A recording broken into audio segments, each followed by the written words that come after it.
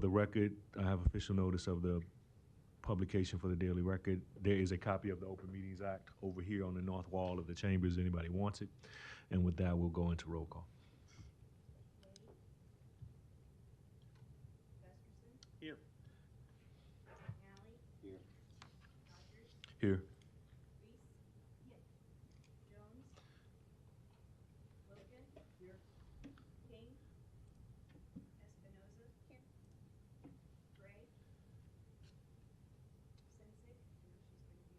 Online.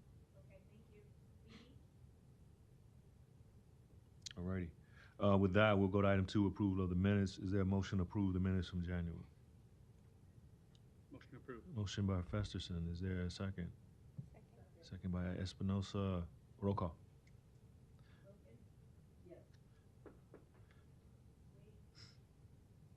Yes.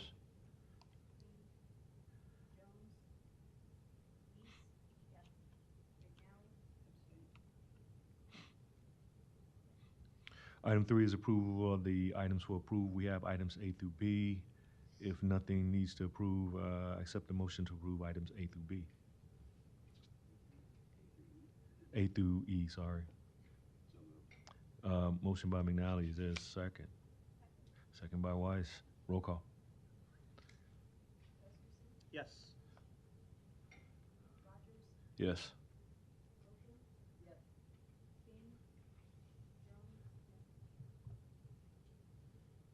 Okay. We'll go to item 4 and the director's report. Dr. Hughes.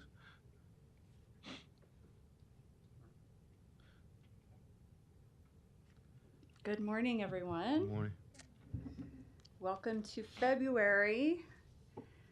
To start with today, I have an employee recognition, and I'm going to go ahead and call Jared to come up, please.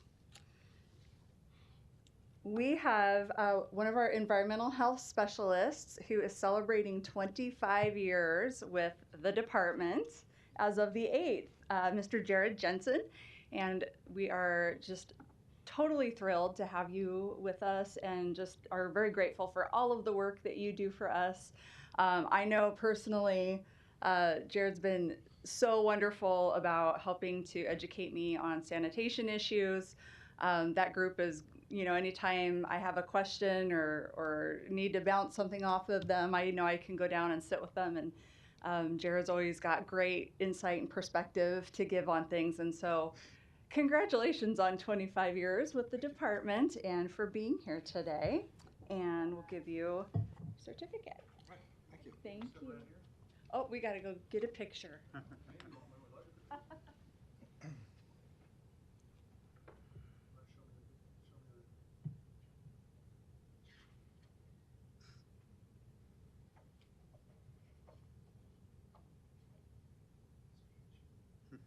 Do you have anything you'd like to say? No.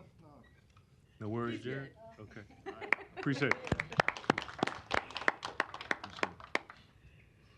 Okay, just a couple of other updates that I have for you today on just kind of some general things. First of all, our community health needs assessment or community health assessment, this is the first time that we have been able to launch the survey, the public survey for that, in a couple of different formats. So in years past, the survey has only gone out via telephone, and this year we're really, really excited that we're going to be able to launch this also on an online platform. So people will have a couple of different avenues through which they can take our survey.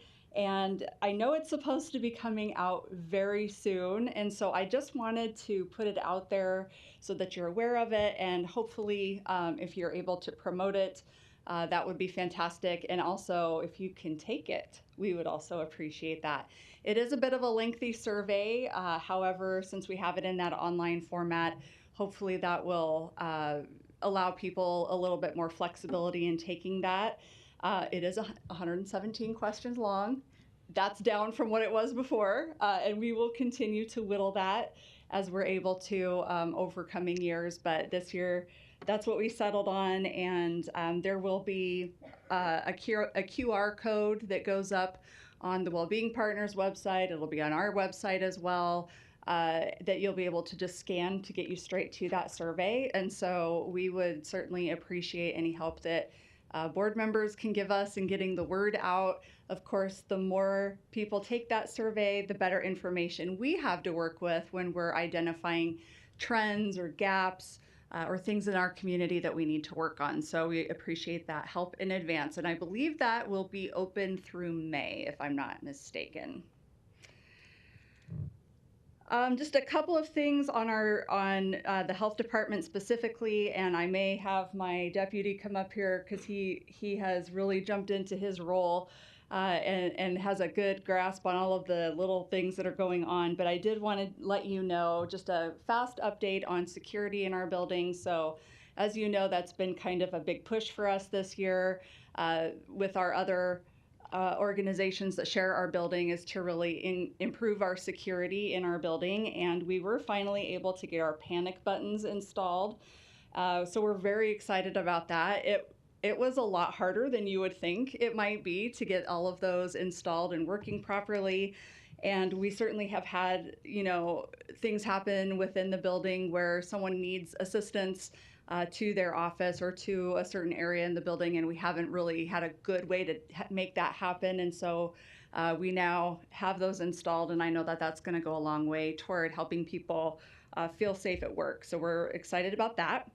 Another thing that we were able to establish this past month is our MARTI contract. And what this is it's a contract with a company that provides language services. So we do have people within the health department who are bilingual and are able to assist us, but there are many, many more languages spoken in Omaha, then we have the capacity to provide interpretation or translation for within the department. And so that means we have to look at outside solutions for that. And so Marty actually has kind of a video platform that gives you kind of the benefit of both in person and virtual. So we're able to get interpretation services when we need them in whichever language we need, but there's also a person that's on video that's able to provide that. So we get kind of the benefit of both ways of doing it. A lot of times before, you'd have to pick up a phone and you're trying to do interpretation over the telephone, which can be pretty challenging at times. And so this is going to give us an additional solution to make sure that we can serve anybody that we need to, really. And that's not just within, our building, but also it could be out in the field where that service is used. So we're pretty excited about that. That's also been something we've been working on for a long time and are very excited to have established. And then I just wanted to really quickly give you an update on our work towards strategic planning. So I told you that a little bit later in the year we'll start doing actual strategic planning. We have a little bit of foundational work to take care of first, and we were able to knock out the first portion of that this past week. The management team was able to meet with a facilitator and really go over and develop what are our core values as an organization. We have core values that had been set previously, but we really wanted to look at those and make sure that they were still representative of who we are and the work that we want to do.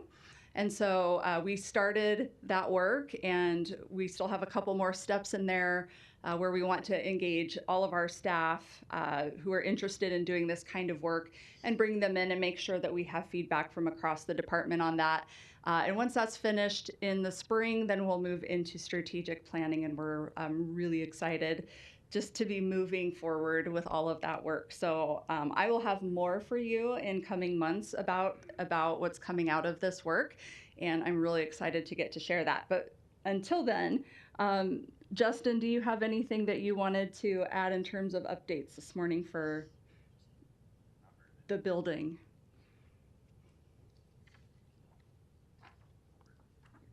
Good morning. Like Dr. Hughes said, we did install about 45 panic buttons throughout the building, so we're really happy that that's happened. All the clinic areas, GA, in addition to the health department, juvenile assessment, etc. We continue to update and replace some of the furniture in the building. It's quite old, so we're working on that. We're also working on continuing to update technology throughout the building. We're moving all of our staff from desktop computers to laptops. That's actually going to be a cost savings for us, because in the past we were buying 2 machines per person. So now we just buy the laptop with a docking station, and so that also makes us more mobile should we have to mobilize and leave the building for whatever reason, for example, like the TV response. We started closing restaurants yesterday for restaurants that have not renewed their permit. So just so you have that on your radar, I think there were about 60 as of yesterday. It was a busy day. Jerry McKay's office, the finance office, was doing a fantastic job of making sure they were collecting those when folks came in to pay. And the only other thing that I'll mention is that next month we'll start gearing up for our budget season. And so that'll be a lot of work as we prepare for the fiscal year 2025. But that's all I have. Thank you. So Justin, hold up before you go. It's about, I couldn't count, but let's say it looks like it's probably about 34, 35 or so, maybe, that were on the list. How many has it, since yesterday when people came in, how many do you think it's been reduced to? Roughly 18 maybe. Left? Okay. So 18 that we Came in yesterday? like 9 that we actually physically closed. And Okay. then there was roughly maybe another 8 or so that came in and actually paid due to the fact that they were hearing in the public or in the press that we were Okay. closing. Okay. All right. I just want to follow up on that too. So I think that's probably is the case. And I think there was some on the list I noticed that are going out of business. I'm sure that'll take the list down a little bit too. But are they given a grace period then to come in even after yesterday to No. fix that situation? Or how does that No, work? they've received several notices so far. Originally, Jerry, was it back in October? Or why don't you come up Yeah, you need. and just give a timeline maybe of, So our general process is at the end of October, we do the billing, we mail them out November 1st. They have 60 days to pay. And then the 10th of January is when we assess the late fee. And at that point, we give them roughly about 2-week time period to come in and pay that. Then we have staff call and let them know that they are delinquent. And then at that point, then we give it a little bit of time, and then the first part of February, around the 15th, we make sure that the list is accurate and we start closing. Okay. And if they wanted to reopen, how's that work? Is there a time So frame? reopening is if they're, they go out and they close them, they get a reinstatement fee assessed, and then when they pay that with their past due and their actual bill, then we will set up a time to come out and do a inspection and reopen. Okay. That's a time frame of a matter of months or? No, usually the ones that were closed yesterday, if they get in and pay, we can usually within a day, not the same day, but within the next day, we can usually get out there and get them back open. Okay. And if someone has closed, they just need to notify you and they aren't, are they fined or do they owe you some Well, kind no, of? if they've closed, they haven't operated in this fiscal year, then we just waive or void the invoice. but if they do plan on closing within the next year, they still have to come in and renew because they're operating this year, if that makes sense, Yes. right? Okay. So even if they're going to be open for 6 months, they still need a permit to be serving food. Okay, thank you. So I want to, so that little point you made, I just want to make sure. So if you're open, you just need to pay your renew. But if for some reason you don't pay your fee and you're closed, you need to pay your fee and you all come back out and reinspect. That's So, correct. okay. And they're assessed a late fee. Okay. Yep. All right. Anybody else? Thank you. Any questions for Dr. Hughes? You got any legislative update you want to share or what friends may be doing? Right one? Is this the right one? Yep, there you go. Okay. I do not have a legislative update today. I know that there's a whole bunch that's going on. Okay. It's just all kind of in transit right now. Okay. Alrighty, we'll go from there to presentations, and we'll go to item A, and that's the Nebraska Medicines Community Benefit Report. Actually, it was, oh, I'm so sorry. Did you have a PowerPoint? Flash drive, I can email it to you. What's easiest? I believe we can, I'm still learning here. yeah, email it to me. Right here. Let's see here.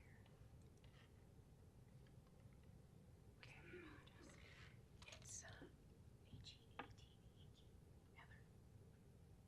Dot. B as in boy. LAZICE. Yep. C as in cat. Yep. V as in Victor. ICH. I'm sorry. At. Let's see. Replace. Okay.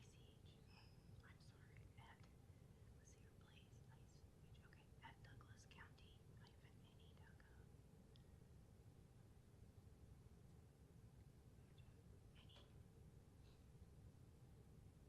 Oh, no, yep, hyphen, NE.gov. Okay.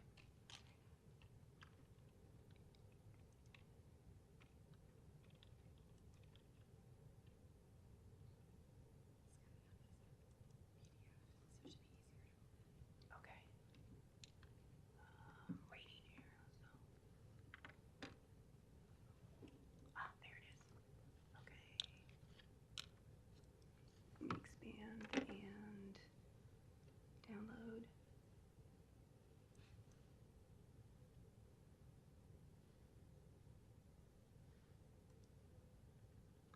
Okay, and let me close this one out. Okay, and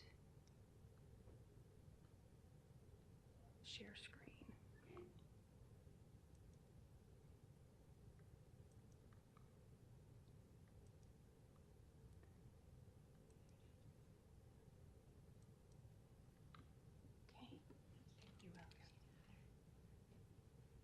Good morning. Thanks for the patience as we get set up there, and thanks for the help, Heather.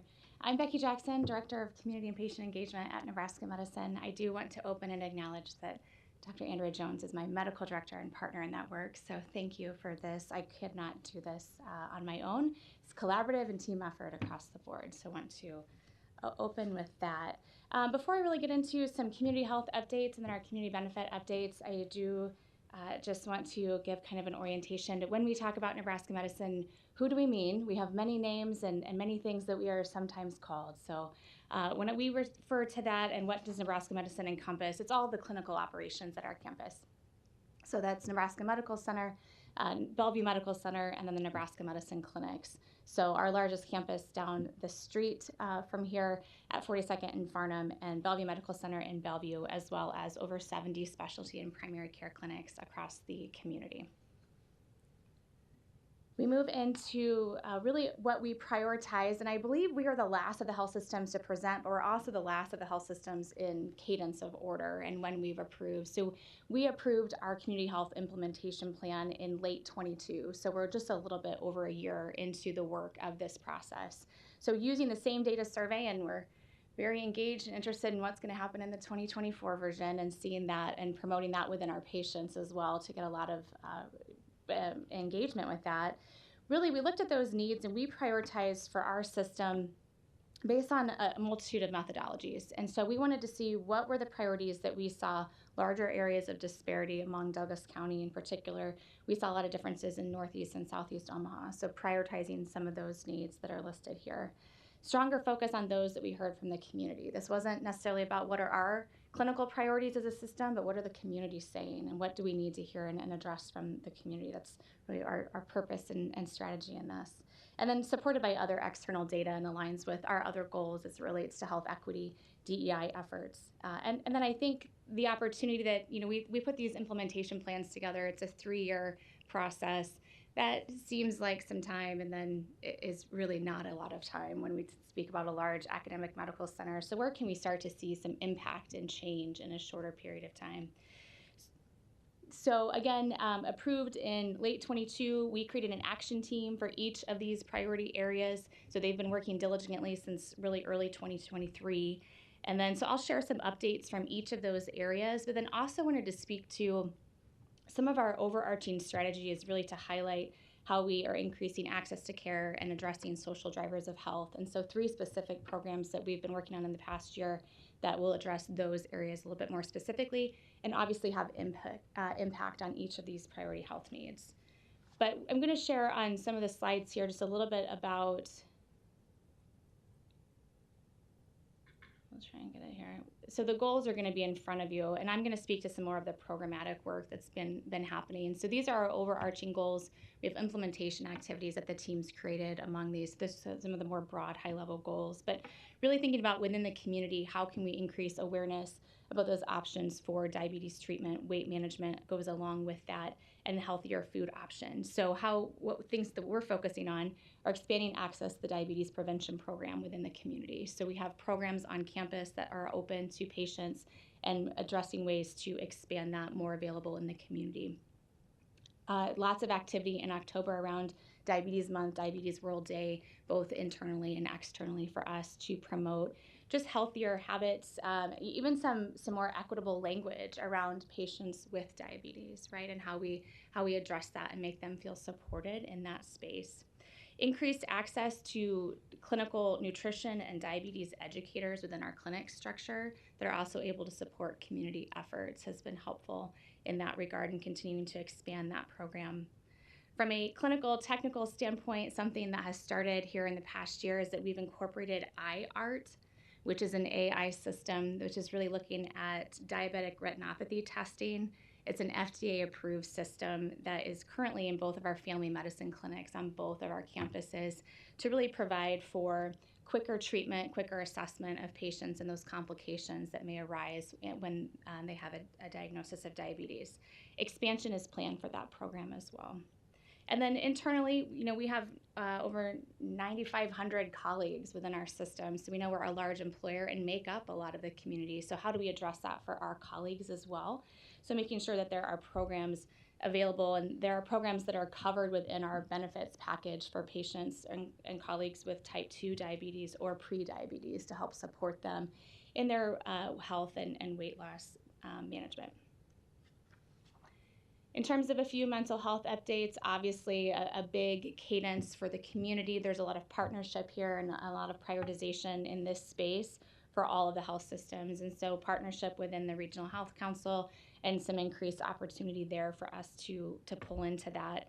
One of the things that we're really excited about is in continuing to expand our behavioral health connection program. So that is a system open to any and all community members, regardless of patient affiliation, obviously, but connecting adults with any type of psychological or substance use disorder to area resources. So addressing what are those other factors that they may need support in and helping them get access to that. I think as I shared last year, we had just opened our psychiatric emergency services unit, continue to see a lot of utilization in that space, continuing to think about ways we can expand and develop those partnerships both in Douglas and Sarpy County to continue to create access for that care outside of that more emergent situation. Universal suicide screenings and safety plans are in place for all of our hospital admissions and primary care visits if there's a behavioral health component to that, and making sure that we're connecting our patients in additional ways. We know that our primary goal is increase the access and the number of practitioners because we know the need is so great in our community and the challenge is getting the practitioners to support. So we're having to think a little bit differently. I think hiring in this space has been difficult, not just for us, but for many other systems. We hear about therapy shortages and things across the nonprofit space as well. So we're trying to think about how we can do that differently. So that's incorporating things like psychiatric consultant services within our primary care model, for example. So are there other ways to embed that into what we call our primary care medical home so that patients have better access and the providers feel equipped to provide additional service within their scope? Moving into nutrition, physical activity, and weight, we're going to talk a little bit more about some of our key projects around this one in a moment too, because they really are addressing some of the food security components. But we really are promoting and advocating for food is and food as medicine. So when we think through that, some of our partnerships will speak to that a little bit more. But really thinking about those nutrition-based resources that we can provide to patients in the community. So everything from, we know that everyone does not learn in the same way from an educational standpoint. So providing tactile plates and placemats that can be used to talk about portion control and healthy choices and foods that work for that. Partnerships with community gardens in this space. We're getting ready to have some of those conversations here as we get into garden season. It's felt a little bit more like spring this past week, so it's getting closer. And then some physical activity components, looking to start what's called Walk with a Doctor program. And so thinking about that through our spaces and our clinic spaces will be coming up soon. So bringing the community together to engage in a physical activity with our providers at that time. We also, one of the big things this team has been working on is March is National Nutrition Month, so put that plug out there for you as well. But we're hosting a large campus-wide food drive, and so we have everything from nutrition students and groups that are really engaged in this process for us to be able to support our community-based organizations that are supporting food security across the region. And we'll talk about, again, a couple of other big projects related to nutrition in just a moment. In terms of our last priority need that we've highlighted, prenatal health and infant mortality, we've seen a lot of collaboration in this space. One of our strong partners is Ivy Black Girl, and we're really grateful for the partnership that we're able to engage with them in the community. And so that has looked like things including sponsorship of the conference. We think about Nebraska Black Maternal Health Month and being active in those activities there, as well as supporting the doula training efforts that are going on with that organization. In particular, now hosting the site for doula training in that next class that is just getting started and underway. This also includes things such as partnering with statewide organizations. There's through the Nebraska Perinatal Quality Improvement Collaborative, there's now a birth equity initiative that has just started and engaged with that project, really, which includes looking at our data first and foremost, where are there opportunities within our own system, but then enhancing the patient feedback that we collect from this group of within the spectrum of care, instating a doula policy within our system, and then increasing and enhancing postpartum education. So really some of the goals around that fall into line with what our goals from a prenatal health team include. This group is also involved in advocacy for the Medicaid expansion to the 12 months of postpartum coverage, something that we've been very passionate about, looking at also the maternal equity, but then also things such as supportive community breastfeeding classes, community baby showers within that spectrum to make sure our community has access to those needs that they have. And we know that during that time, there are a lot of needs in that pregnancy and postpartum space. Another great partnership to highlight here is an engagement with the Nebraska Diaper Bank. I believe we're the first, probably not going to be the only, but the first hospital that is in partnership with them where we're actually able to give diapers to the patients at delivery through the Nebraska Diaper Bank. So patients that qualify for that are leaving the system with care. But then also the most important is what is that bridge? So once they've left our system and returned home, how do they get access and getting them connected and affiliated with that program? And some staggering statistics around the need around diapers, and as we see social drivers of health change, people are having to prioritize. And so if we can support the health of the infants that way, really excited to be able to do that. So another strong partnership we're excited about that started here in the past year. A couple of other things that really impact all of those areas, and so call them out a little bit more specifically, is that we have, as many of the other health systems are probably sharing, started with our social drivers of health screening within the system. And so there are some CMS requirements. This aligns with some quality reporting, so I want to acknowledge that. But it's also part of the CMS and Joint Commission health equity work that they are really striving for all systems to be engaged in. So that really includes screening patients around 5 domains: for food security, housing, interpersonal safety, transportation, and utilities. Acknowledge and recognize that there are more, but that is what our starting point is for now. We just went live with this just a few months ago, so in November of 23. This is currently screening for all inpatient adult admissions. And so in a short amount of time, we're excited that even over that time period, we've seen over 58% of our patients, again, we're tracking by discharge, so discharge patients within that time, had at least one question from each of those domains addressed. There's at least 2 questions per domain on our system and recommendations. So at least one of those questions per domain was addressed during that time. So opportunity to grow. This is early data.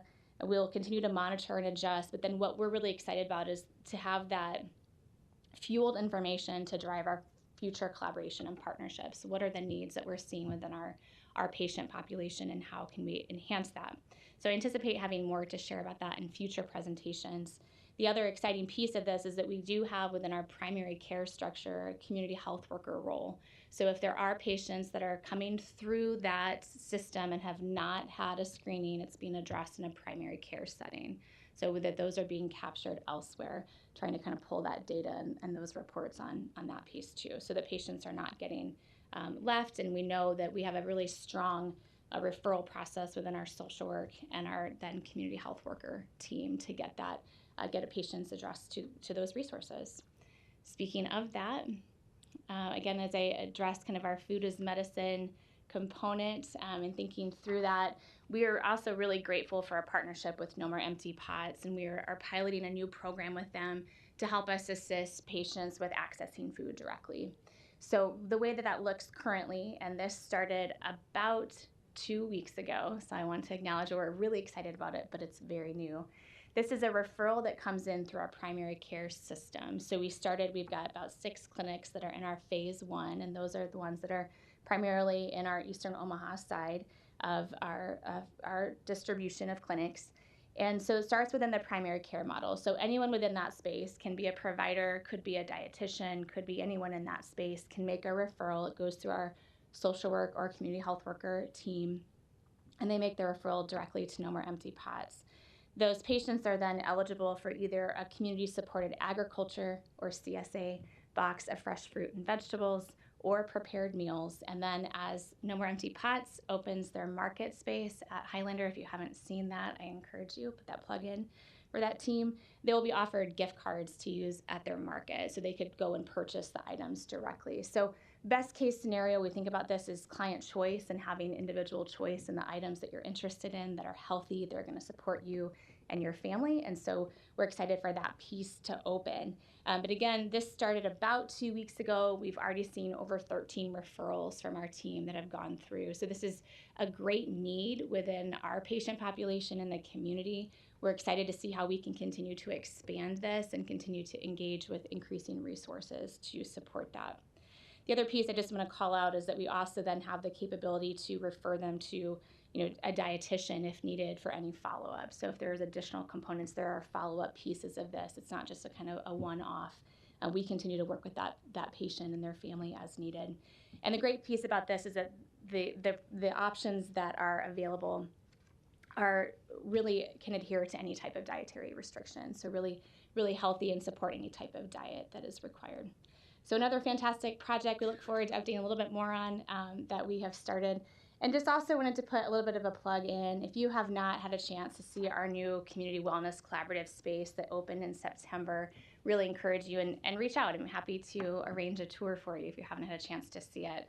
But the Community Wellness Collaborative is a joint UNMC and Nebraska Medicine space that's dedicated to supporting the needs of our community. This is not a clinical space. I just want to really reiterate that. Located at 2120 North 29th Street, it hosts classroom and gathering spaces for a multitude of community-wide events. All 4 of our priority health areas are connected to this space in terms of programming and to support community wellness. So for example, I mentioned behavioral health connection earlier, and that's specifically patients needing resource support. They're on site at this location once a week if individuals need help. We have a community health worker that's housed in this space as well. And then again, some other things like I've mentioned, doula training and other programs that are being provided there.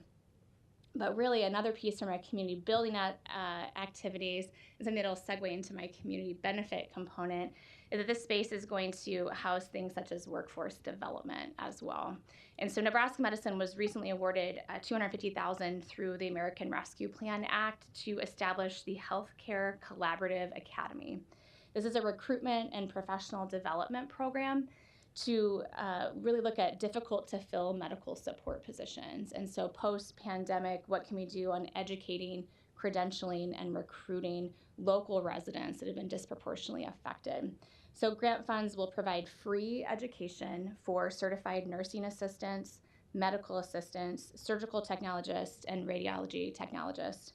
And recruitment very specifically for this opportunity was targeted around where the CWC, as we affectionately call it, is located. So residents of the 68111 zip code and those in the Highlander community were targeted for this opportunity. And really excited, our first cohort of CNAs began their studies on February 7th. So a lot of new work that's happening really in the past few months, as we're pretty early on to that. We'll certainly entertain questions towards the end. Want to segue a little bit into our community benefit capture here. We have shared and continue to provide these numbers. There's a link to our website as well, and we'll get that out to you afterwards. Working on our fiscal 23 report, which will be published by the end of June, but the most recent that we have is 2022, which continued to see an increase year over year. And so put this in front of you, and then I'll do a breakdown on the next slide and provide access to that if there are questions as well. But really, 2 categories that made the increase between 2021 and 2022 so significant. So we'll see if we can, I might see if I can make that just a little bit bigger. We're close. We're really close to be on one slide there. So that breaks it down in terms of the numbers and how we break out that pie, we call it, of the community benefit. And so I mentioned that there's 2 categories that were significantly up from the previous fiscal year, and that's unreimbursed Medicaid, which was up $20 million, and our cash and in-kind contributions was also up $25 million. So if you're curious what's the difference from fiscal 21, those really were the categories that made the largest difference in that. And so we had some questions last year around kind of the cash and in-kind contributions. We make cash contributions to and grants to entities and community groups that share the same goals and mission as our organization. But one of those organizations, is UNMC Physicians. So we have that partnership and our academic medical partnership there. And so they're a nonprofit corporation with the same goals as our organization. And so that does capture really in terms of their work and covering from some of that is a large portion of the cash and in-kind contributions. And we had some questions about that last year, and I'm happy to take any more that I can speak to. But really thinking through the categories, that is the broader community health where we see some of that largest impact.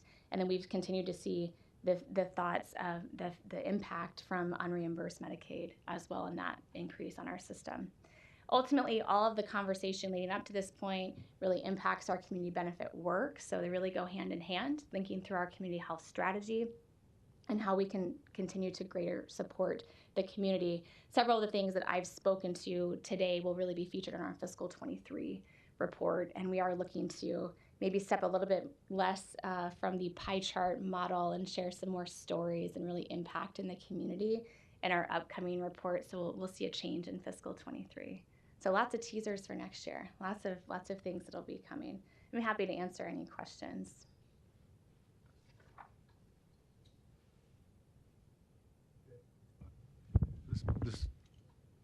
Let Want me to go back? me say I thought it was a good report. But my question is from the last point you made. Explain to me the increased contributions to UNMC physicians. Right. So I'm just curious, what is that? What does the increased contribution get to in meeting the points from the community health needs assessment? I'm just curious. So that's a great question, and I don't know, some of the components that UNMC Physicians is providing is clinical practice activities across the community within our system and out, and they're also the vehicle for faculty members, so the training of students. I don't know that I would say that line of our community benefit report directly is a result of our community health assessment and our priorities. So I do think what we capture within our priorities impacts the other areas of our community benefit report. So specifically some of the other in-kind cash contributions outside of UNMC Physicians. I just wanted to emphasize, I think we had some questions last time that UNMC Physicians is probably the largest piece of that bucket, and I can go back to this. I apologize for closing Is physicians the primary care outlets? So they would be really in that clinic space.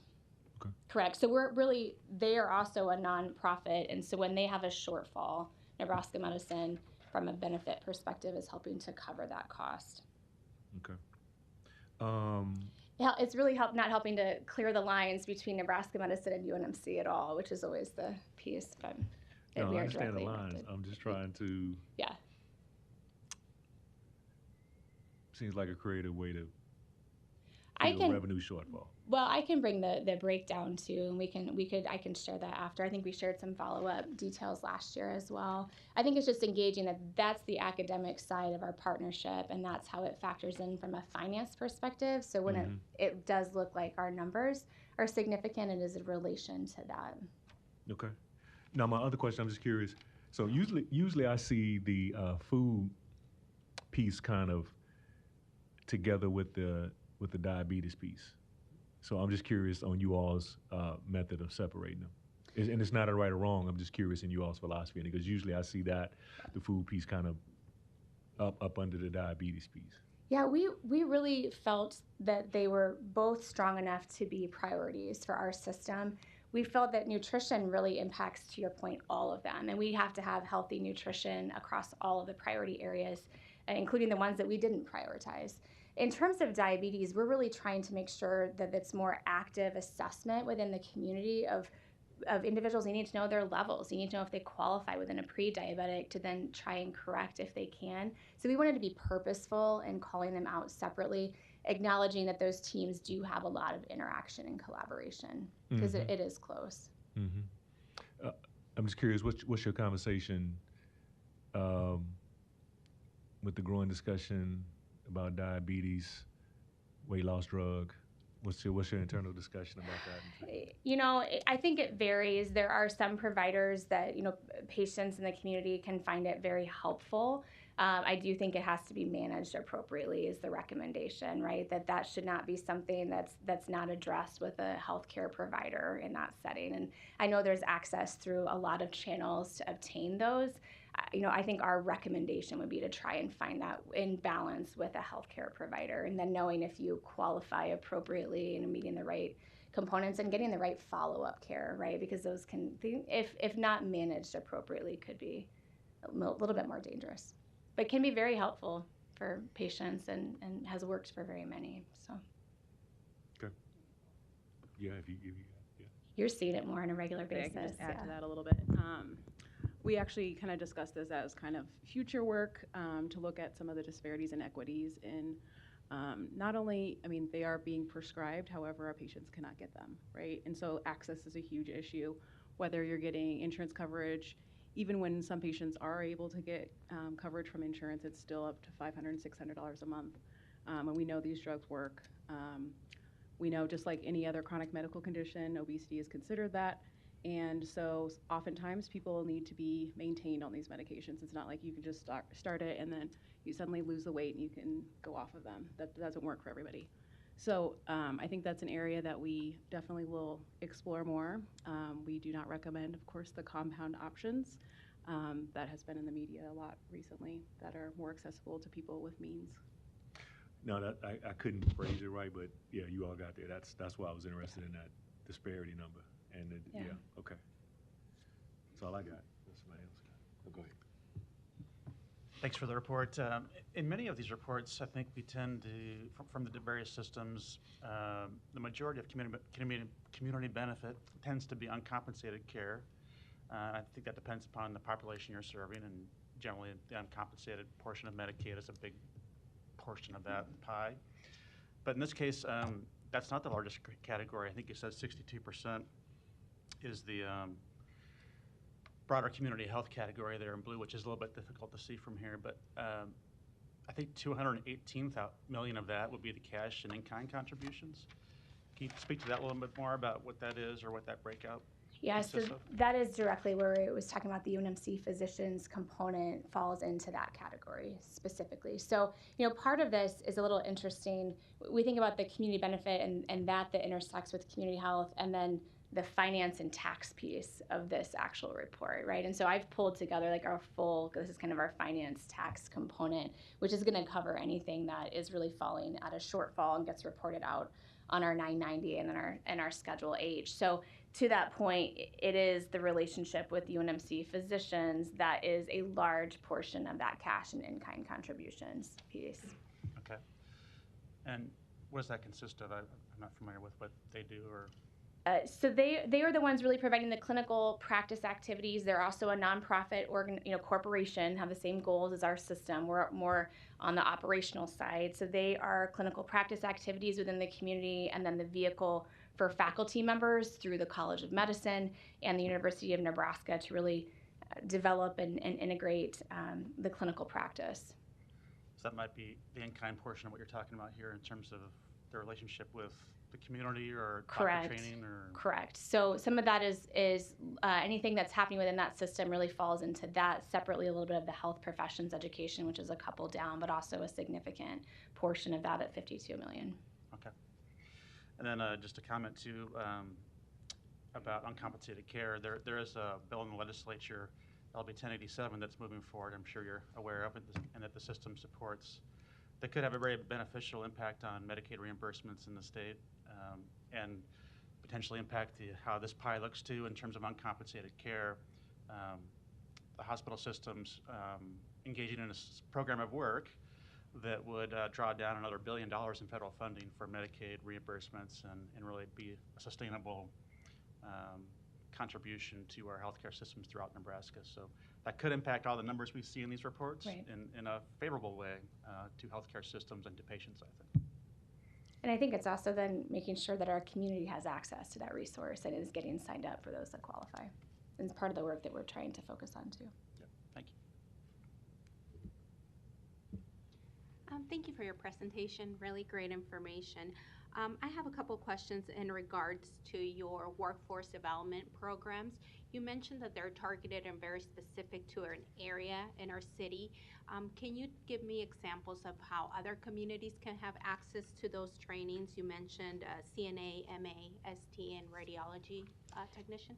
It's a great question. And so this cohort is specifically grant funded, as I mentioned. And so I think it's really our learning environment for where our expansion can come from this point forward. So this class just started this month. At this point, really trying to recruit within that area and then grow from there. So I don't know the time frame of when we'll continue to expand that. It's going to be a little bit of fund, dependent at that point. But we're really interested in continuing to learn from this cohort what is working and then expand as well with other partnerships. In particular, we know that that's a very specific area, but it's really our learning environment, kind of our pilot, if you will, to learn from how we can expand. Is there specific ages of groups that you're looking into, and do you have any community partners specifically that you're working with? So partners within the Highlander space right now in terms of recruitment, because we're thinking through it, again, this particular cohort focused in that area, really looking at starting to recruit in late high school, and then anyone that's past it. There's really, to my knowledge, not a any type of exclusions on who would fall. When I have looked at the group that's in our first cohort, they are younger, but really wanting that to be open to anyone that's interested in that group. Definitely opportunities to continue partnership. We're just going to highlight the medical assistant program. So Nebraska Medicine also has the MA program that's still going on in the partnership with Iowa Western Community College as well as Metro. So they will get coursework and books covered. And I can share the website with you too, if that's helpful. But that would be open to any community member, not a specific for the 68111 region. Thank you. I got one last piece. Go back to your mental health slide if you can. And it's not related, but I'm just curious if you can disclose any of your discussion, particularly because this is what came to mind. The recent bill that was introduced about DEI, and particularly in the higher education pieces. I'm just curious what you all's discussion may be in regards to where's your alternative route if something like that was to pass, because it may not get through this point, but somebody's going to try it again. I'm just curious what the discussions are in systems about how do you recruit, how do you get through the block, if that is. I mean, some other states have done it, and I'm sure that conversation was there, but not as a threat. I'm just curious what you all are pondering. We are passionate about making sure that our workforce, our provider workforce, is going to be representative of the community. That's a goal for us across all areas. And to that point, finding providers in a behavioral health capacity that a patient feels comfortable with is extremely important. And so we have had some early conversations. I don't know that we have a solution for what that's going to look like. I do think it could potentially be a challenge, but we know that we're trying to be a little bit more creative, if you will, of building into when you have a trust relationship with a provider in a primary care space, can there be more of a consult service there, so that if we aren't able to find that provider that is really reflected more of that group, then we can try that. I don't know that we've landed on a solution for that yet. I think we're still trying to monitor and see what happens and work forward. It's another struggle, I think, in trying to build this workforce. Okay. All right. Chris, Sorry. Sorry. Thank you. Thank you for your presentation today. Can you speak to, and it may be a different presentation, but can you speak to some of the health equity efforts that you are working on within the organization to help address some health disparities? Yeah, absolutely. So we really have created a robust team around that, specifically within the past, probably going on 2 years. I think my time frame. I think everything post-pandemic, it's hard, is that 5 years. But we have a team now. So everything up from a chief that is focusing on diversity, equity, and inclusion for our system, that is really created into a variety of roles. So individuals that are focused on outreach and belonging, of individuals that are focused on the training aspect of that. So that's everything from increasing our trauma-informed care platforms to be addressed, and then really through any type of system. So we've also formed what we are calling our HEDI Council, or Health Equity, Diversity, and Inclusion Council, which has a multitude of colleagues represented from across the entire spectrum of clinical care, DEI, community health representation as well. And all of those colleagues come together. We did an assessment with an outside consultant to look at kind of our landscape as a system and then partnering within the community. And from that, I've created a wide variety of goals related to DEI efforts.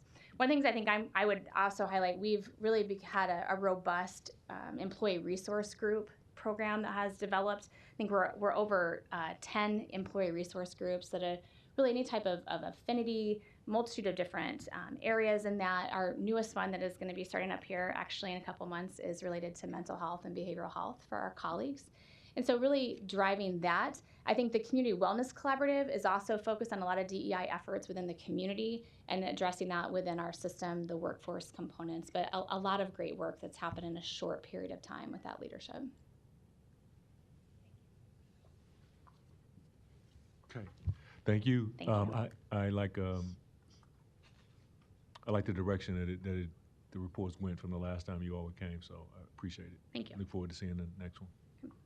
More Alrighty, updates. with that, we will go, we're gonna flip B and C and have Leah go first with item C.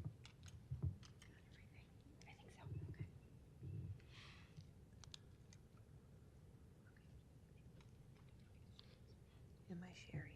Yes.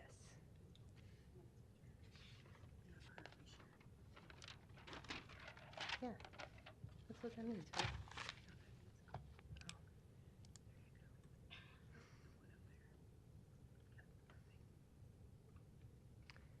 All right, good morning. Good morning. Let's see, let me get this to the right view.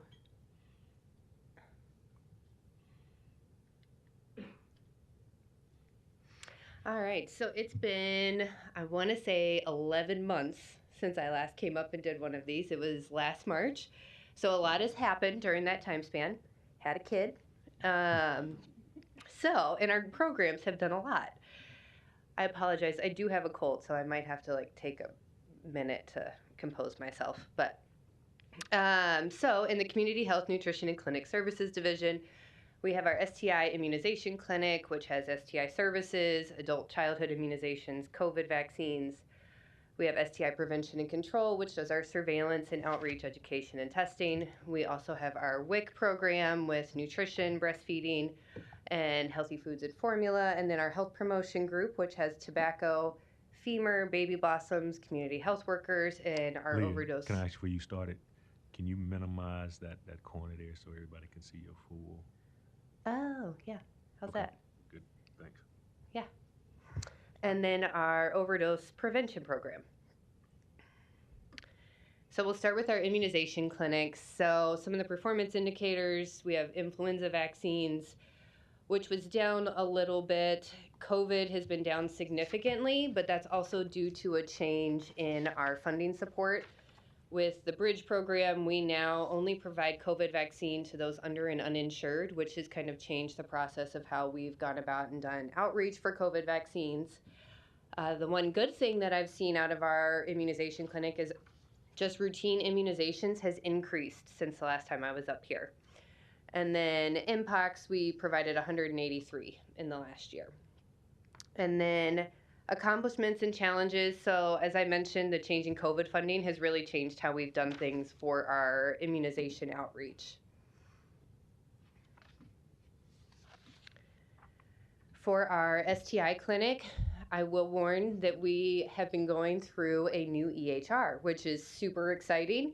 We started implementing that in November, and we're still finalizing reports, so some of my numbers aren't all the way there yet just because we need to kind of pull those together. We were on 2 different systems in 2022. But for total STI clinic visits, we had 3,805, which is an increase from the last year. And throughout our STI clinic and outreach program, we had roughly a 14% positive out of all the folks that we tested. And as I mentioned, really the EHR has been our biggest win, as well as working through the pitfalls. I'm sure some of you that have worked in medical systems know how that can be. One of the other big challenges that we've had is some funding cuts. So really balancing how we can keep our staff on board, provide services in those expanded hours. We have had a tough time trying to balance that out because if folks call in sick, we're having to cut things short. So that's really been our biggest issue, and we're working towards trying to find out how we can create stable funding. And hopefully here in the next year or so with our electronic system, we'll be able to start moving into the billing phase. We're not quite sure. We're just starting to look into that. So we also, starting March 15th, will be increasing the price of our clinic visits. For as long as I have known, it's been $15 for a full visit into our STI clinic. We're now increasing it to $25. So I don't think it's ever been raised since I've known folks that have worked here. So STI prevention and control. So our surveillance and outreach, we've had our at-home testing program with about 519 requests. We've mailed out 206 kits and got 142 of those in return. The folks that were not mailed their at-home test kits were also just referred to our clinic because they probably had symptoms or something along those lines. It's better just to come and be seen and treated at our clinic versus waiting for a test kit. We have initiated our incident management team. So it started while I was out on maternity leave, and we're initiating that back up again to address the increase in syphilis cases throughout Douglas County. I will be excited to hopefully report back. We're meeting again this week and hopefully get you guys some additional feedback in an upcoming board meeting about kind of our next steps and processes with the syphilis. Our commando campaign, we've had roughly 470,000 impressions on dating apps. So some of the other indicators for this program are outreach testing. We've done almost 500 tests with about an 8% positive. 163,000 condoms in 2023, and chlamydia is the highest rate in the past 10 years. I feel like a lot of these things are the same things you guys saw last year because they are continuing to increase. We have had about 85 syphilis cases, and that's just the infectious one. So that's just primary and secondary. That does not include the latent stages, which is almost double our 2020 cases. Primary syphilis rates in women have increased more than 100% since 2021. And congenital syphilis, a 400% increase in cases since 2019. So like I said, these are all the same similar stats that I reported last year, but we just increased in the year as well. With our WIC program, it is celebrating 50 years this year. In total for Douglas and Sarpy County participants, we had 22,525. Our Midtown office had 5,600 participants, and our 120th had 4,800 participants. We do our PHQ-4 questionnaire with about 1,100 respondents, and 5.7% of those were referred to mental health services. In 2023 fiscal year, 27 children referred to the lead poisoning prevention program, and 235 children were referred to the early development network. So that just shows that we're really working to integrate all of our programs within the department within one another so that we can have a good referral system. Some of the other accomplishments and challenges. So the waivers ended in 2023, so we fully opened all of our clinics, which is exciting. We're seeing people in person again, but the downside is our participation has been dropping. And Charles Drew has opened up a new office. We did lose the WIC Farmers Market, but have also partnered with Whispering Roots and Big Garden to offer a different version to give some of those similar benefits. We have 3 new breastfeeding peer counselors, and then staffing has been kind of an ongoing issue with our One World and Charles Drew offices as well. And then Midtown office space, we are battling for making sure that we've had some issues with the actual space over there. So it had been without power for a while and some heat issues. So we've been really working to try and figure out how we can get that space how we would like it. Our health promotion program. So we have our community health workers. New Lens is a program that was really created by one of our community health workers, and you will hear more about that following this presentation.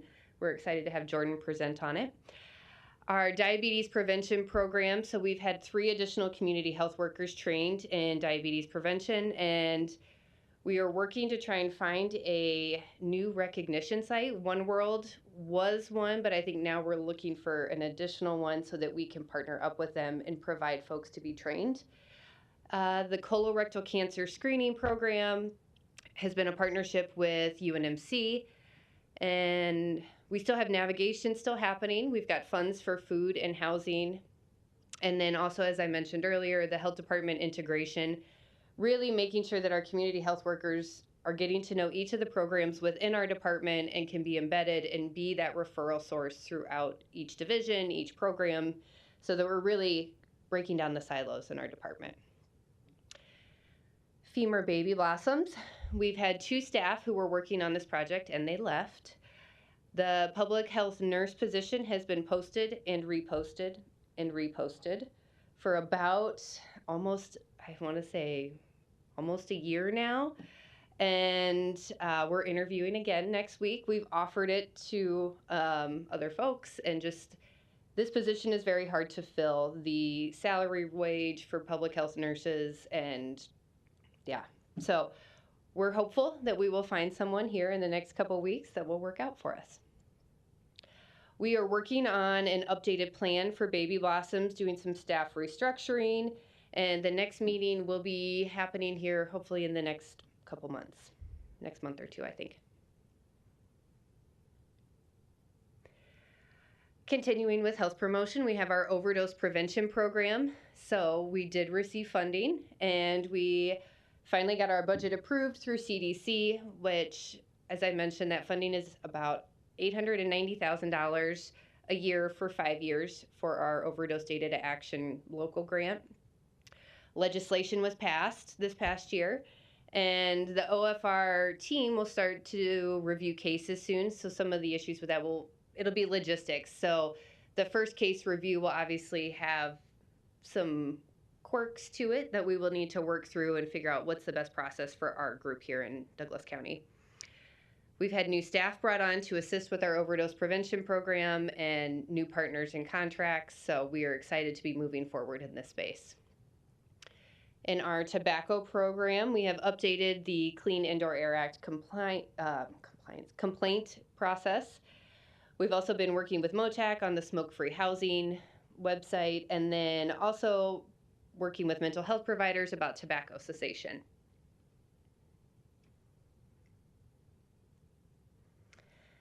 So some of the major goals, we are always looking for funding. With STI Outreach and Clinic, we did have some cuts in funding. However, we are working on some applications here to Sherwood Foundation to see if we can help supplement our clinic and surveillance portion. Overdose prevention, we received, so that's exciting.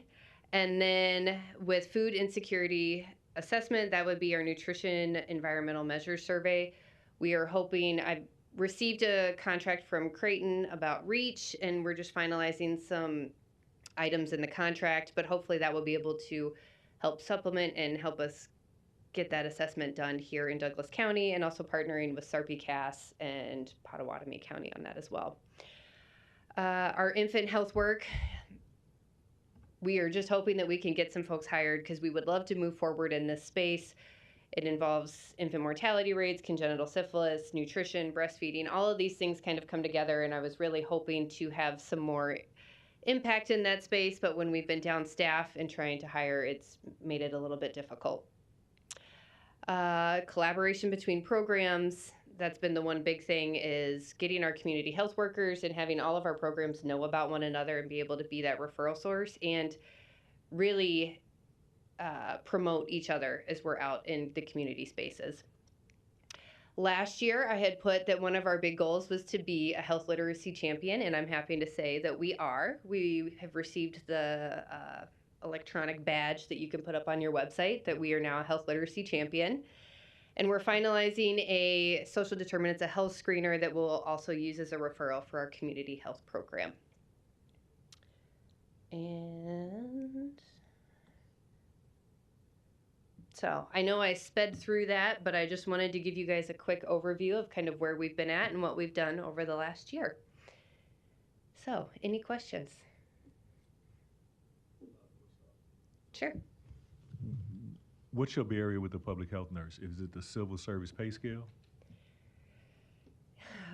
It would be pay scale as well as finding someone that's interested in doing this work. The fetal infant mortality review is a very specialized position just because we're looking for folks that don't want to actually be doing one-on-one patient care, but also has that nurse background. That's why we're really insisting on having a nurse for this position, but also knows public health, knows some of the other issues occurring, can work in a room and really pull partners together and lead that room in a case review. So there's some nuances to the position for this one as to why it's a little bit more difficult, I believe, to find someone for it. Has it, I forgot the term, have you reevaluated the position with civil service? Or, because you sounded like there's some other management leadership stuff up under there that may justify the scales change? Do you remember when it was? We have gone through it's in a job audit right now. Okay. So I will be thrilled if we can bump it up, because I mean, for the amount of kind of intensive work that this takes and the pay scale that it's offered at, it really is challenging to find somebody who wants to be paid that rate for that kind of work. And so if it does come back from its audit, reclassified, I know it'll be tough on budget, but I'll be thrilled.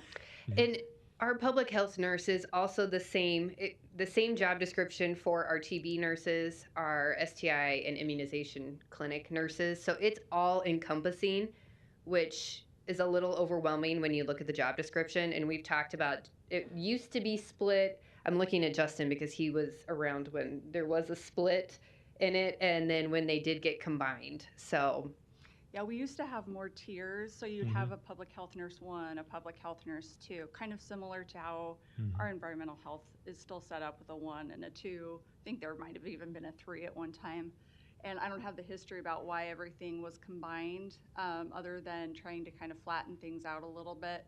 But that does become a challenge as well, because basically, somebody who's doing clinical work is potentially at the same pay scale as somebody who's doing what I would consider more maybe higher level work, where they're having to pull people, they're facilitating groups, they're doing those case reviews where you're not just looking at clinical components, you're looking at social components as well. So it's quite a bit more complex, I would say. So we'll see how it comes back from Okay. Well, just let me HR. know what it says, so Yeah. I know. Okay. Because you said a year? but even before that, when it was open after Carol Isaac left, it was open for about a year until we found someone. So Oh, wow. Okay. it's just a hard position to fill. Okay. Let me ask you. Yeah. I was surprised. I'm just surprised if Offutt needing WIC. I'm gonna ask you this question now because in your report you all about to sign a WIC contract with Offutt. So I mean, why would the Air Offutt, Force be it's not. It's an MOU. So it's just I probably don't have all the information, but they've got some services, I think, there for breastfeeding and nutrition for their folks on base. No, I was just curious. Why would somebody in the military not have that resource there with them? Well, I think of it as WIC offers a multitude of different things. So I think this is just a support system for nutrition and breastfeeding. Oops. And that version of it, but I could be wrong. So I'll do some digging and find out a little bit more for you. Well, yeah, I'm just curious because it's when you see us, I'm thinking WIC and the military, and I'm like, so why, is it? I mean, the military has its struggles with gender things at times. I'm wondering if that's a remnant of that. But when I read that and you all had a contract with WIC, I'm like, why wouldn't the federal government be providing support with that in general and have to go outside of that. I was just curious about that. If you ain't got an answer, I'll wait to hear, but I was just curious about that. Yeah, I can find out a little bit more. Okay. All right. I guess lastly, the hotline's still under you? Jamin. Oh, okay. Then I'll wait. Okay. Thanks for the updates. Yeah. Curious about the position for the femur nurse as well. Has there been thought about maybe adding a component to like a shared responsibility with social worker or behavioral health support? It just seems like the intensity and like burden of that job is probably a lot for one person, no matter if they get a pay increase. So just wondering if maybe that's a consideration. You mean like having two positions work on Yes. this? You know, we haven't gone through having two folks kind of work on it, but that's definitely something to consider. I know our biggest thing has been with the state that working with DHHS and having our contract with them solely be focused on having a nurse do this work just because of the intense case review piece of it. But I will definitely start looking into it. There's also, I mean, I hate to say these things, but budget issues as well with hiring another person to have a dual component into this.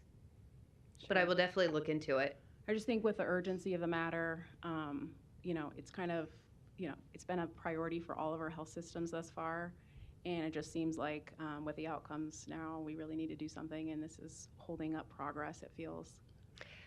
Yeah, I mean, I wish I had better news. And it's just tough when we don't have anyone to do the work. And we can only do so much. Sure. So No, I definitely we've been understand. trying. You We've guys been have putting trying. it out to as many different places. We've offered the position to a couple folks, and it's been turned down. So we're trying. Okay. And then you mentioned something about the diabetes prevention program and looking for a new recognition site. What does that entail, or can you tell me a little bit more about the diabetes prevention programs that you're running currently? Yes, I might actually have Patty come up and give a little bit detail on the recognition piece on the recognition site because she knows more about it than I do. So.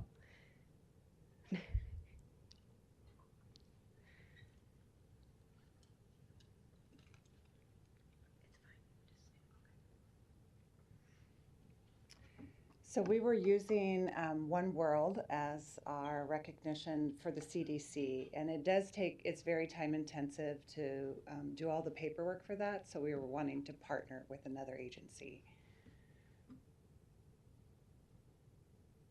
Talking about like providing the actual classes and services? We can provide the classes, it's just when you sign up and do the training through the CDC, you have all of the extra paperwork to become a certified agency. And that's where I was hoping that we could just partner with someone who is also doing the diabetes prevention classes. Okay. And then we wouldn't have to just trying to work as a partnership instead of having to do everything and do all the paperwork. Sounds good. And the current programs you have going, or where are they located? We have currently we are working with with the Burmese population currently for our diabetes prevention program. And I believe that's One World is where they're the recognition site currently. Yes, but their funding is going away, so they have been told that they are not going to be doing the diabetes prevention program anymore.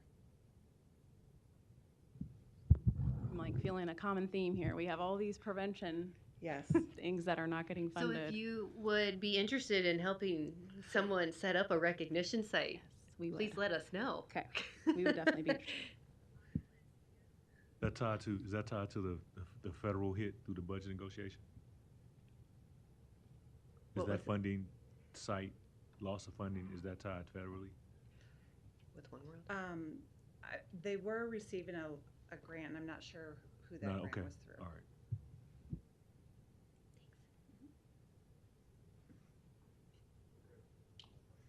All right. Well, I'm going to have Jordan come up. Yep. So we're excited. Jordan is one of our community health workers, and he has really started this New Lens program from the ground up. It was really his idea, and he ran with it. So we're excited to be able to present on this.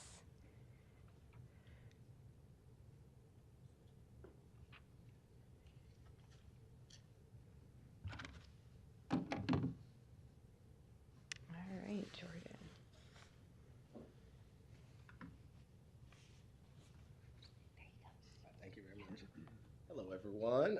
My name is Jordan Sedilio. I'm a community health worker with the Douglas County Health Department.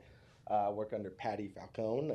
Hopefully you guys have been enjoying the weather. I don't know, I see one Creighton Blue Jays fan. If we have any others.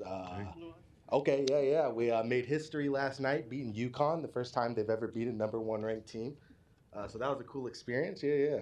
But not talked here. Let me ask you, I'm just trying to get your bearings. Yeah. So last time we saw community health workers, there was a north, south, central, there was one working. Where do you fall in, or you an added person? No, I've been here for about 2.5 years, I think, coming up. And I think at the time, had been a year ago, I want to say. Yeah, I mean, because when we saw them across the street, you weren't there, so I'm just trying to figure out where you fit in the. Gotcha.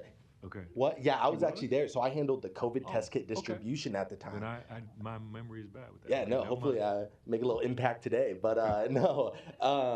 So we had someone at the time, I think, working with the refugee community, and she moved on to a different position, and so I kind of took over that. Unfortunately, I don't speak any other languages, but the people working at the Heartland Integration Center have been a great help, and I kind of took over that role and filling in at HIC. So yeah, no worries.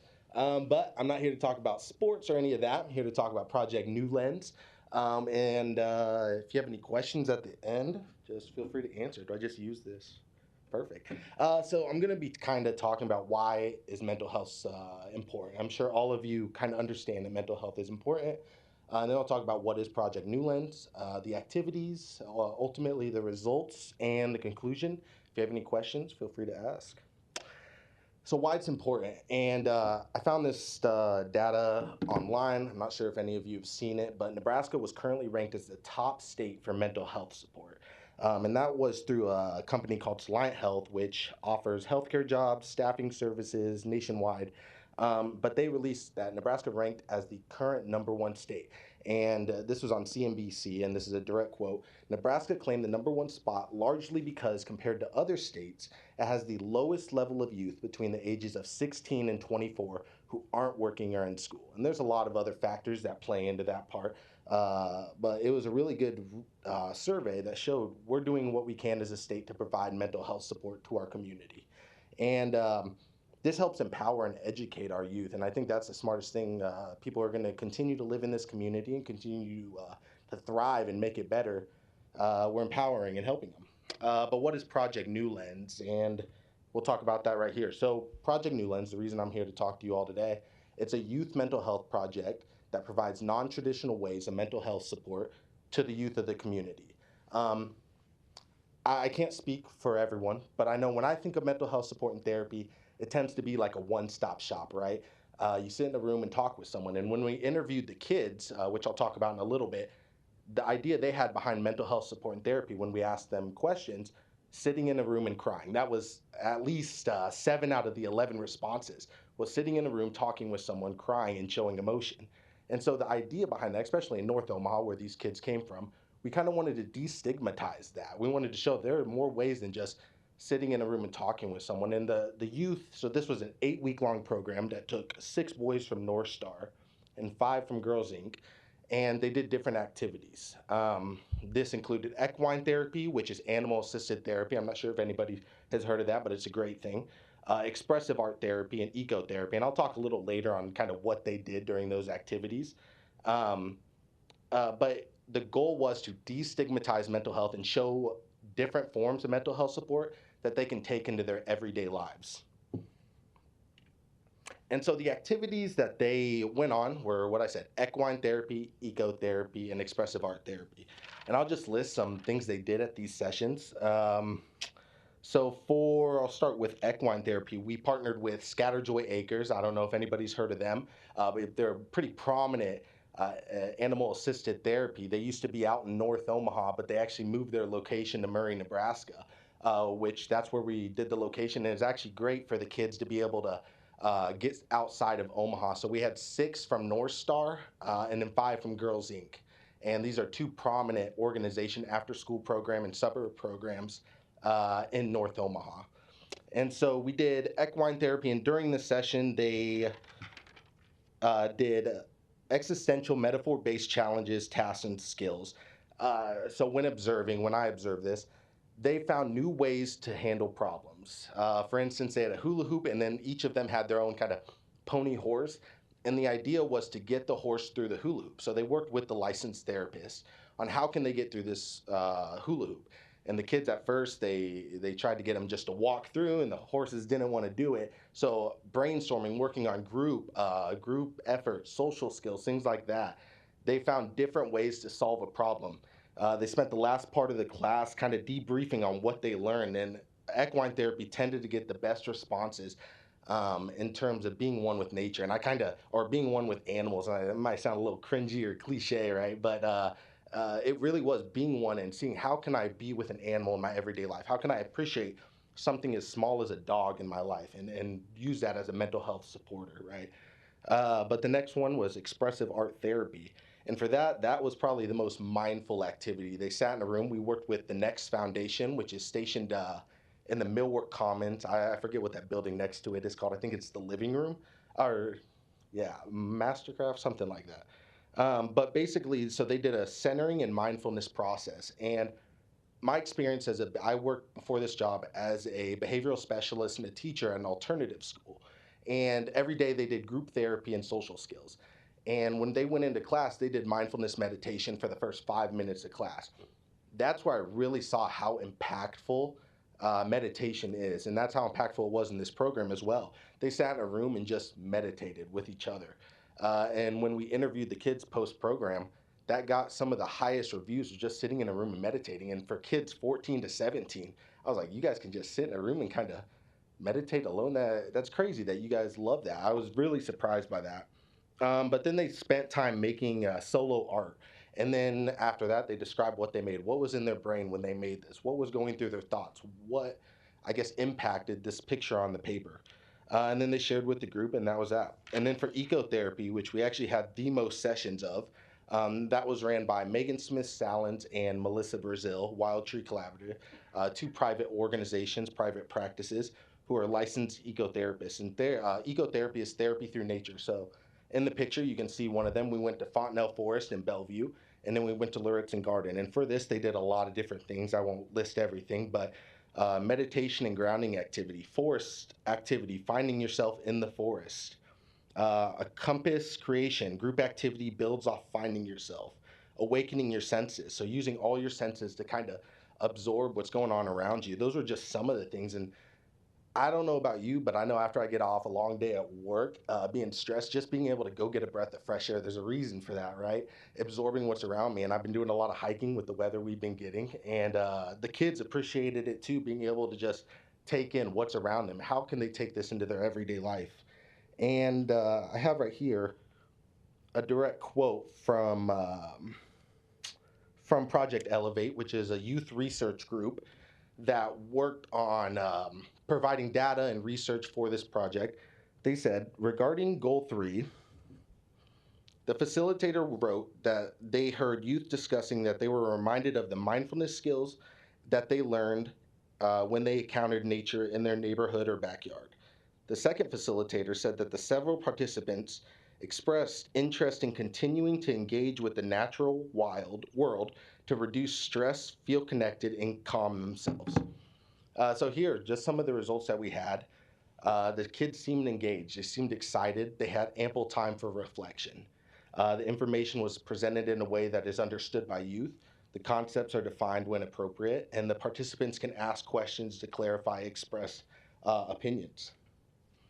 The next thing, this chart that I was just talking about, table 6, when asked the therapist, do you think the kids found new ways to implement mental health support?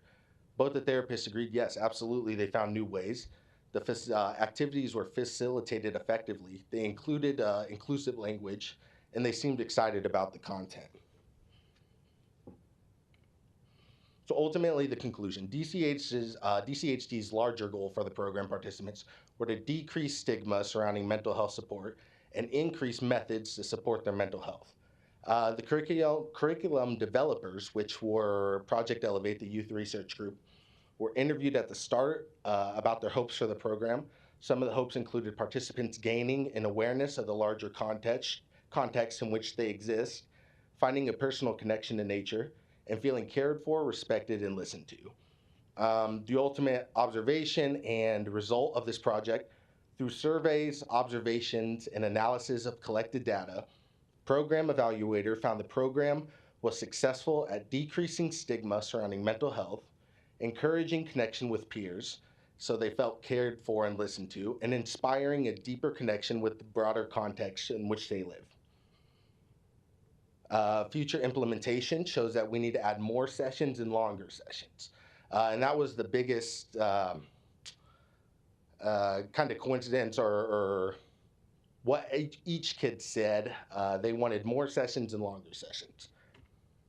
When asked about how they felt about the program, so we interviewed the kids before and after each session, and then we interviewed the kids before and after the program in itself. And after the program, when asked about how they felt, they said, I was more peaceful. It was good for the soul. It taught me life lessons. It was amazing. When asked if they felt like they gained anything from the project, it helped me work together as a team. It brought me a lot of social skills. When asked, would you recommend this to someone? They should join. It was really fun and would help me unlock new potential with your mental health. And then when asked, what did you think at the start and what did you think at the end? I didn't want to do it at first, but once I got into it, I didn't just like it, I loved it. So that's kind of what Project New Lens is. Do you guys have any questions about the program in itself? If not, perfect. Thank you for giving me the opportunity to speak. Yeah, let me start off the bottom. I'm just curious. What are the comment of inclusive language? Yeah. How they going to tweak that? I'm sorry, what was that? The comment on inclusive language, I'm just curious, I'm assuming they're evaluating it. Yeah. How are they going to go about, I'm just curious how they're going to so when I reverse engineer it and get at that. So how did they, how is that defined using inclusive language? Not so much as defined. I guess obviously somebody had an issue with it. That seems to be like the sure. only negative marks about the program. Yeah. So when it says a little bit true, is that what you're kind of referring to? I talked with this with Project Elevate right when I came out, because obviously we want to use inclusive language at all times. In the specific incident, and we kind of, whether it's disagreed or not, there was an activity in which the kids did a taste testing, and there was jam, and that was part of the what I said earlier with awakening your senses. So they went to Fontenelle Forest, engaged in multiple activities, hearing, sound, smell, and tasting was one of them with jam. And two of the girls didn't want to do it. They weren't into the whole eating jam situation, so they didn't. So it wasn't about inclusive language, but it was more rather the activity itself, and they didn't have kind of a backup plan. Okay. The ecotherapist at the time. So I don't know how that falls into the inclusive language part, but that's what Elevate said when I asked them, followed up with him about it. Okay.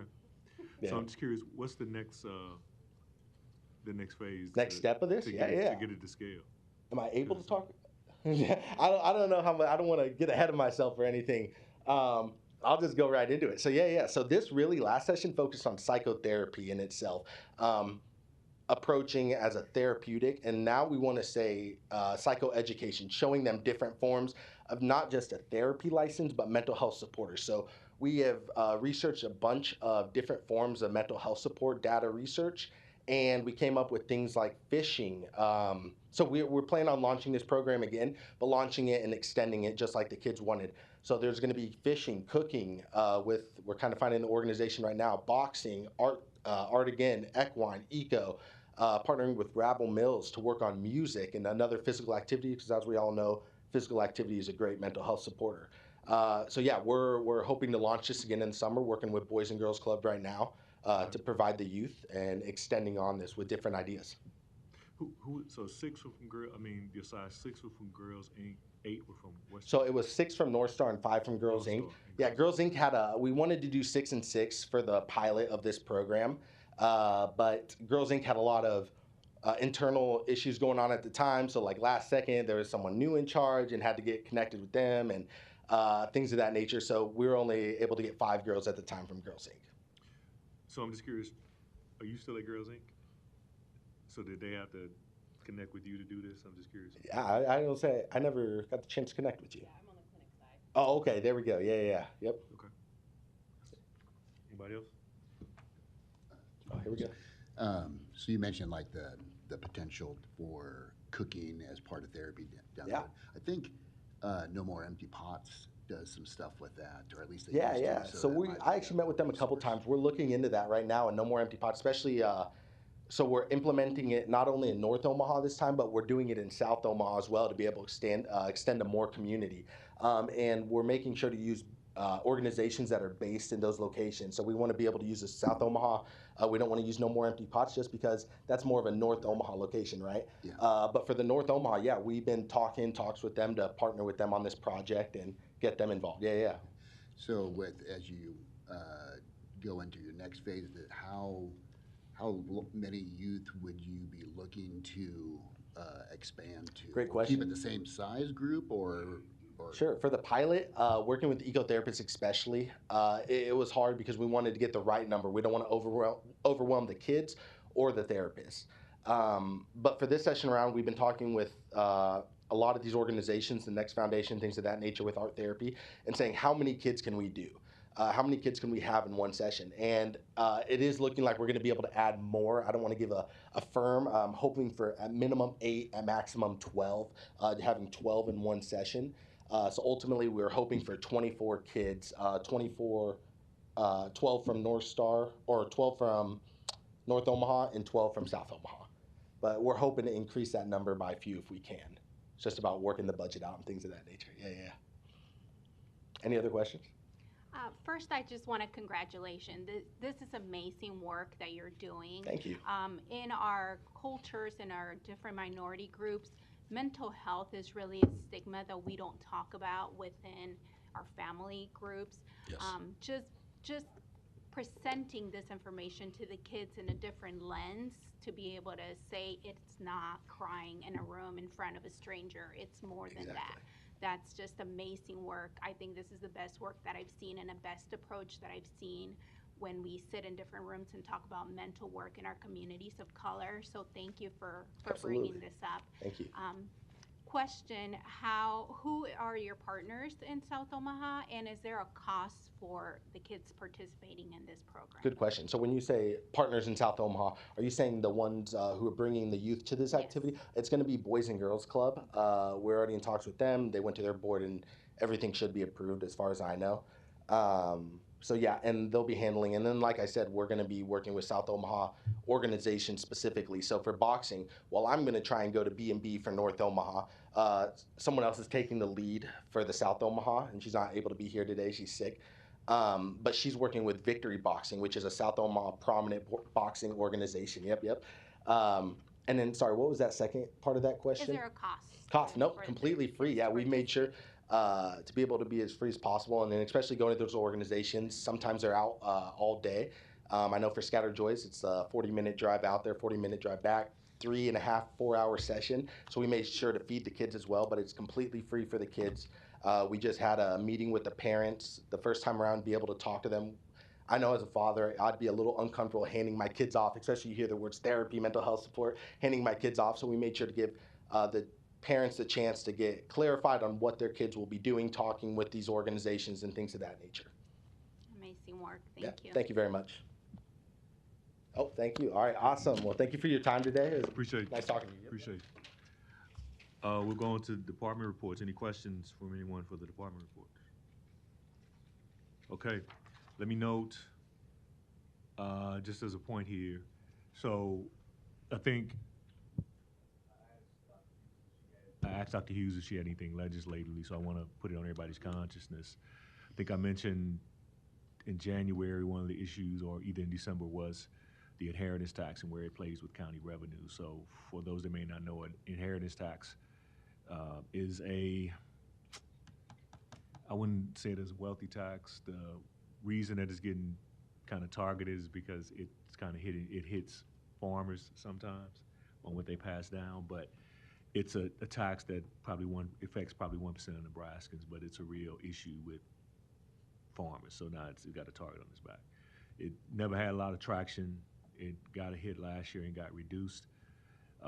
This year, it was on the floor yesterday, and somehow probably is going to be today, and it got pulled. So something must be going on. So there must, I don't think it's out the woods, but the fact is, it's about an average budget line, about 12 to 17 million for the county.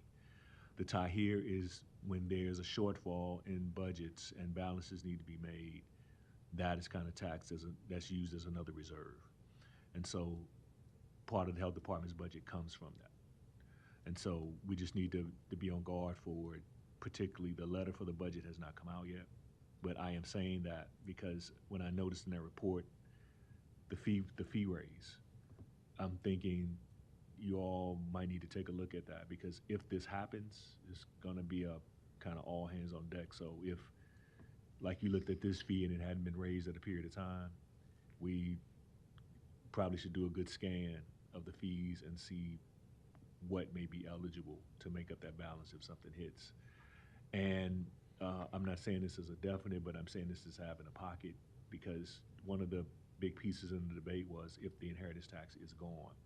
I mean, you got the inheritance tax that's directly us, but you got the local lid piece that affects everybody, and I don't think both of them can go through.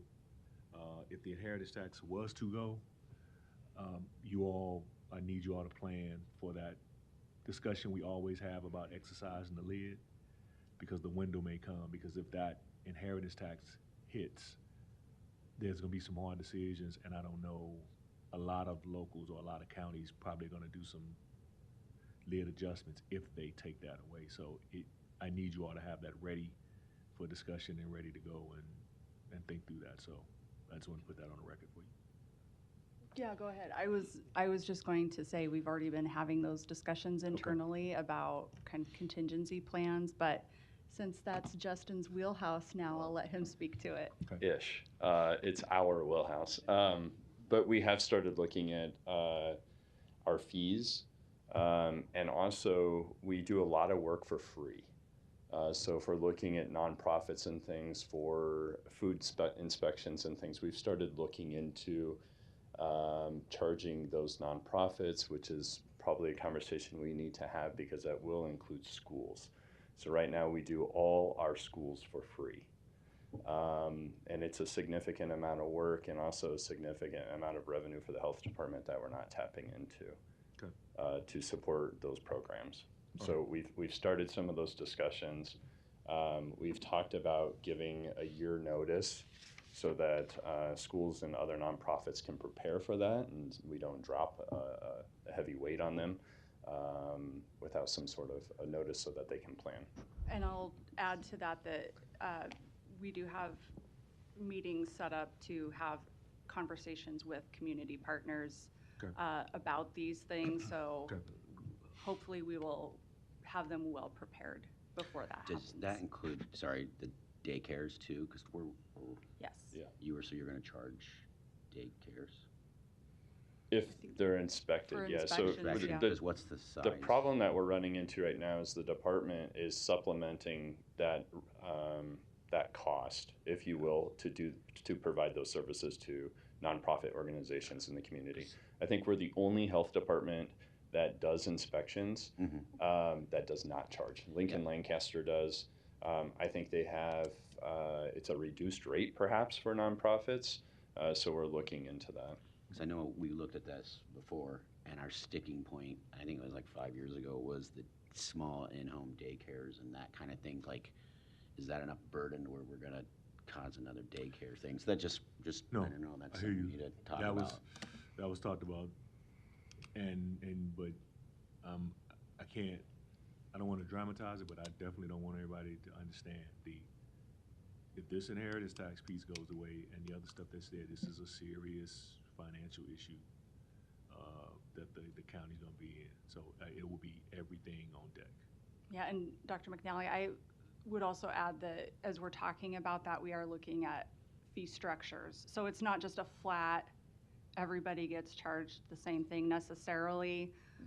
In my ideal world, and I realize my ideal world is not everybody else's ideal world, but I would prefer to see something like a sliding scale or something where you're paying commensurate with the size of your organization. So like I said, we're just starting conversations with the community about this, so certainly I don't want to panic anyone and have anyone think that this is happening tomorrow, but the conversations are certainly happening, and we're thinking, Justin has been in my office for Yeah. many hours, as we have talked about what happens if this Yeah.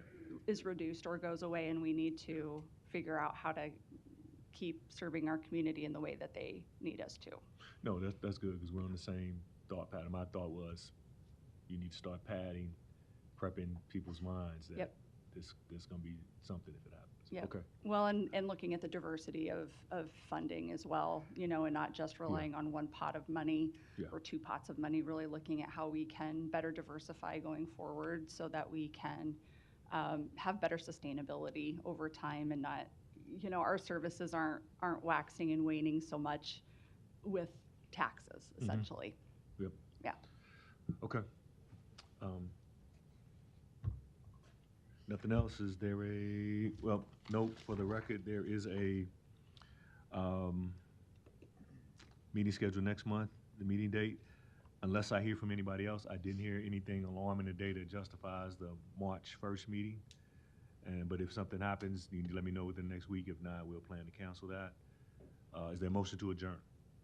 Motion to adjourn. Motion by Festus. Is there a second? Second? Roll call. Yes.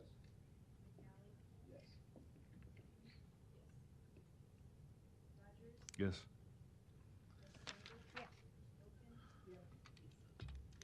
Alrighty. See you all. Thank you.